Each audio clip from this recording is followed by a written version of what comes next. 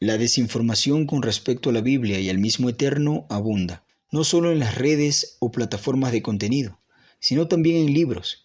Y el real problema de esto es que en su gran mayoría los portavoces de esto son personas que de sincero corazón creen que están haciendo un fiel servicio al Creador, pero lo que han logrado hasta ahora es empañar el resplandor de su gloria. Pese a que no comparto en nada la filosofía y las conclusiones de Nietzsche, ni la pasión con que expone sus ideas, pues a nadie convencemos con espumarajos en la boca, sí comprendo su postura en contra de la religión. Es muy razonable, y a lo que en sus obras ataca no es al Eterno mismo, sino al Dios que confeccionó el cristianismo y su teología. La religión desde sus inicios siempre ha sido como el testigo ciego de la deidad.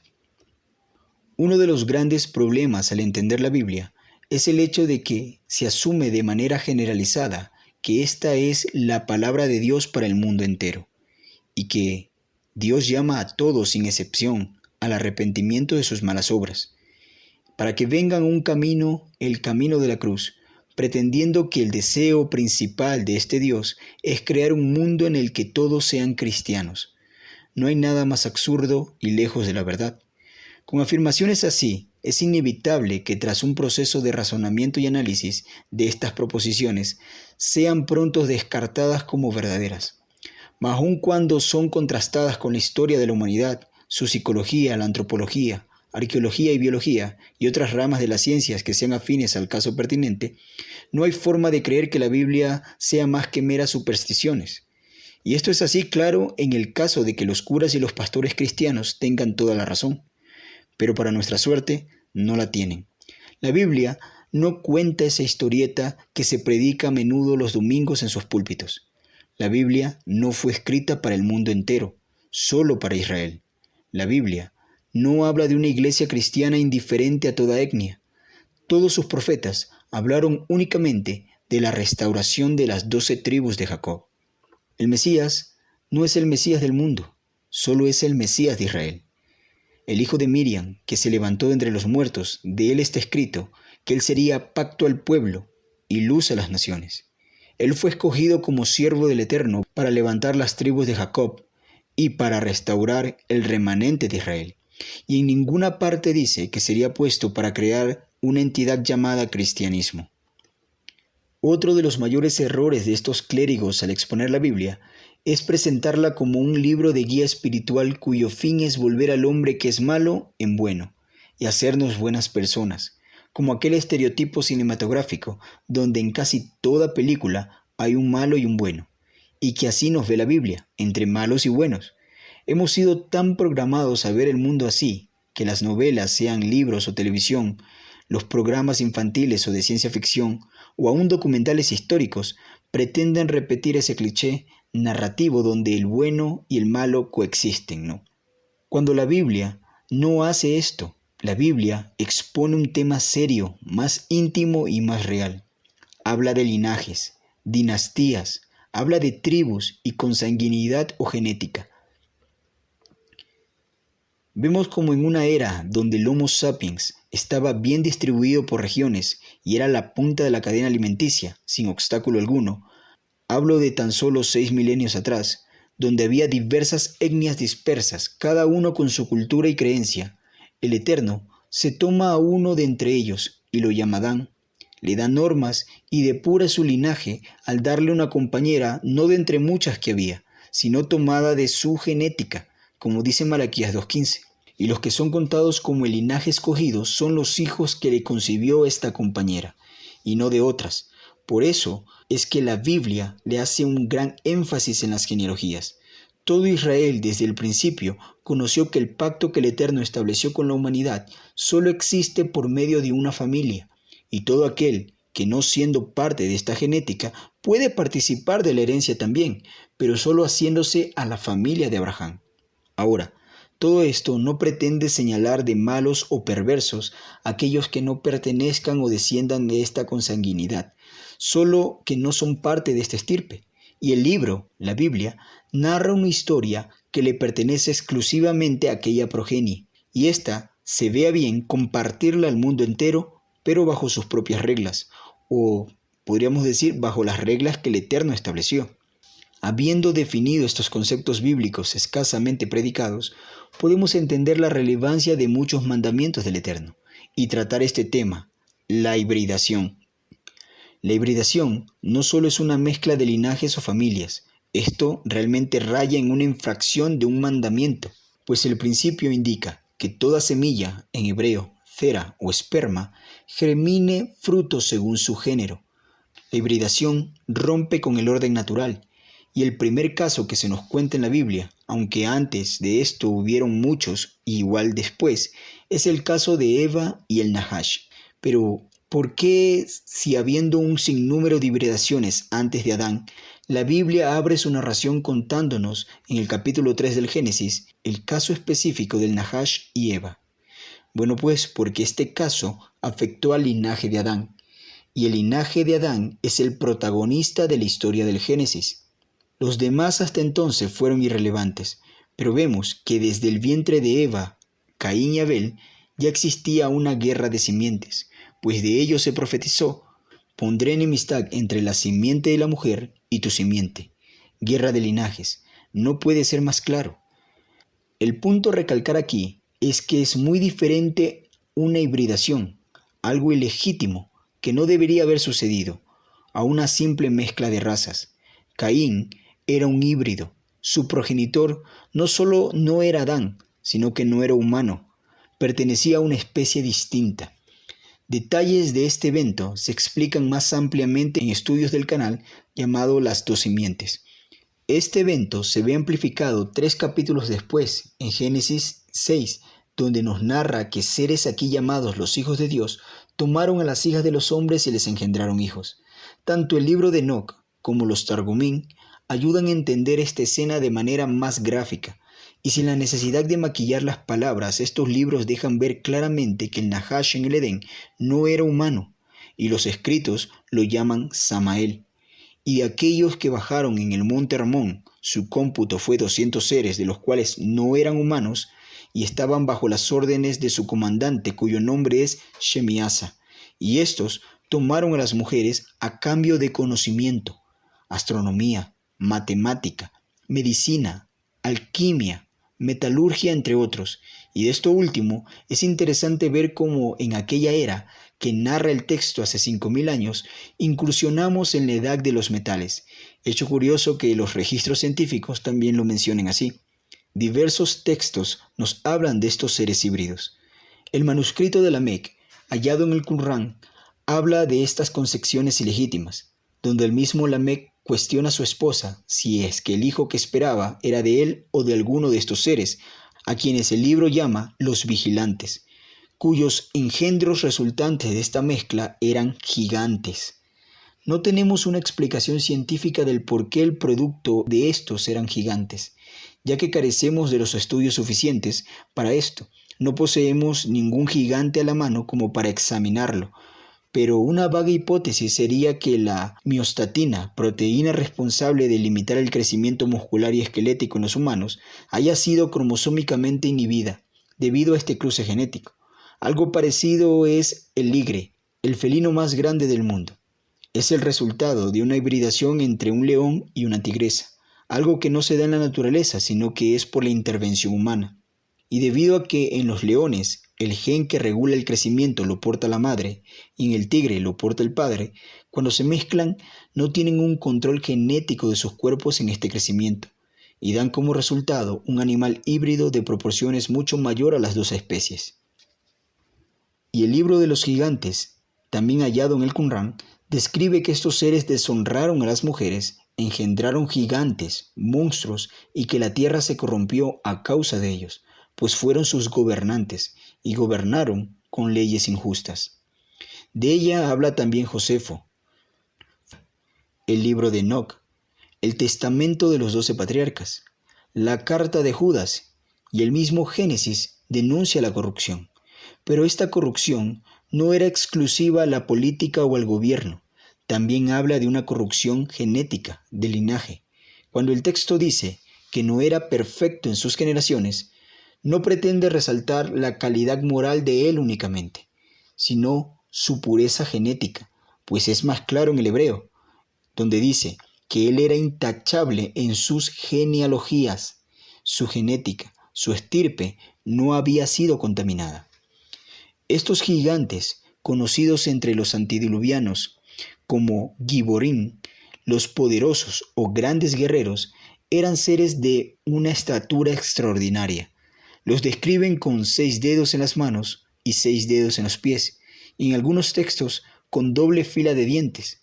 Y al carecer ellos de justicia y del sentido de empatía, los humanos llegaron a ser sus esclavos por un breve tiempo, pues eran seres que los caballos de guerra a sus ojos eran como para nosotros perros de tamaño mediano. Podían levantarlos con sus manos y arrojarlos muy lejos sin la mayor fatiga. Ellos acabaron el ganado y las cosechas en cuestión de meses, porque eran muchos y comían de manera descomunal. Cada uno de ellos, solo para sobrevivir al ritmo metabólico basal, necesitaba 22.000 calorías por día, cuando un hombre promedio solo unas 2.200. Sería como 63 hamburguesas con queso por día.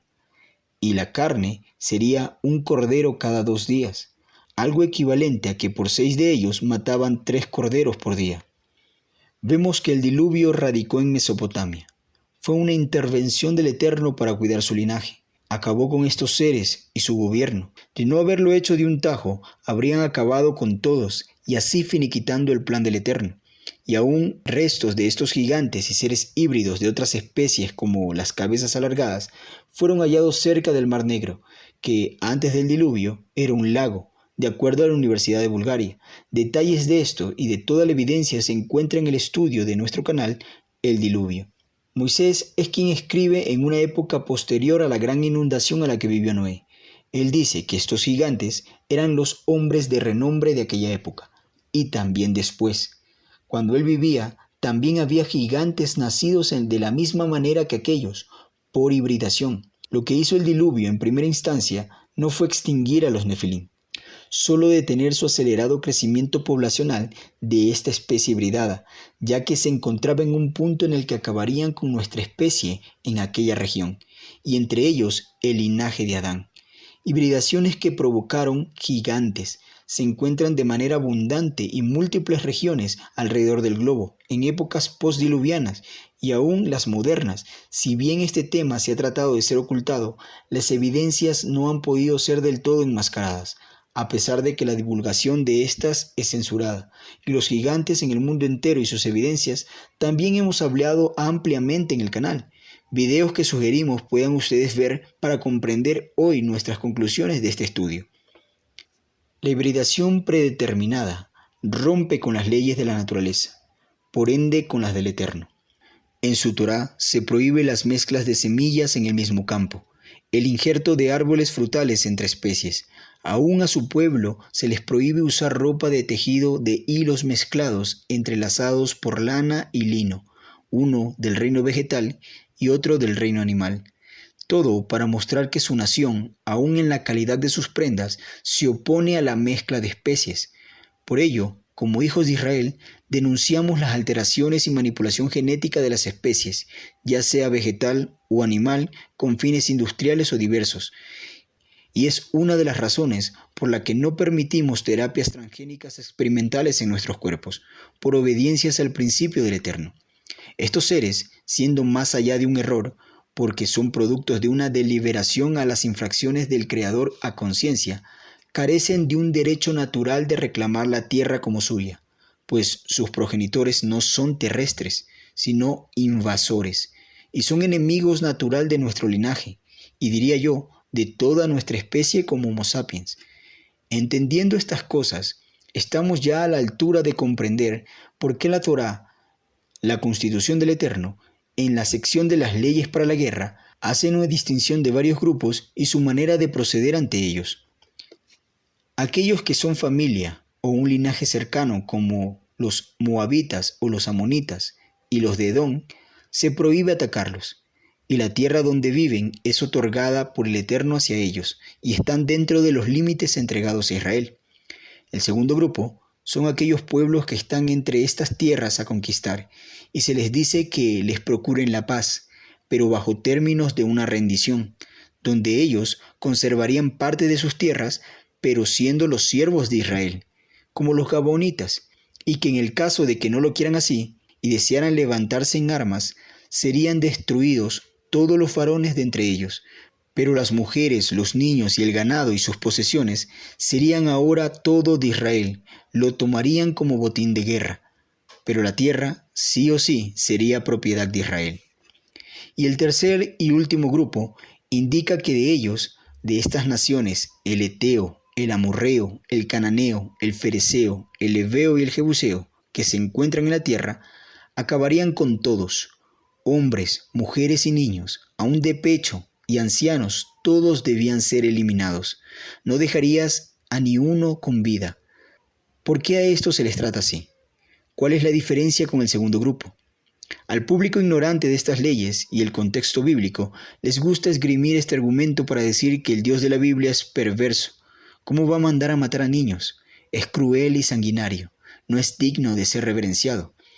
La diferencia es que estos seres no eran humanos. Su genética, al igual que en la época del diluvio, estaba contaminada.